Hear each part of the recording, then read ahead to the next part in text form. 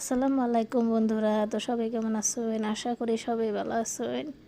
তো আমি আবার চলে এলাম নতুন একটা ভিডিও নিয়ে আপনাদের মাঝে।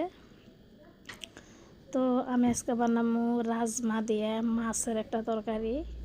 তো কীভাবে বানাই দেখতে থাকুন এনারা। আমি ফার্স্টে রাজমাটা রাইতে ভিজিয়ে রাখছিলাম। তো ভিজিয়ে রেখে সুন্দর করে আমি বাকলাটা সিলাই নিছি। ধরুন বাকলা থাকলে দেখতে বেশি ভালো দেখা না।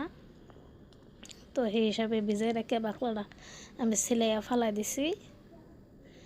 তো মাছ দিয়ে বানাবো। এবার আমি সুন্দর করে বহাই দিছি ময় মশলা দিয়ে। আনে রাইব করে বানাই খাবেন, বহুত ভালো লাগে। রাজমা দিয়ে বহুত বস্তু খান যায়, ধরুন সে ডাল বানাই খান যায়।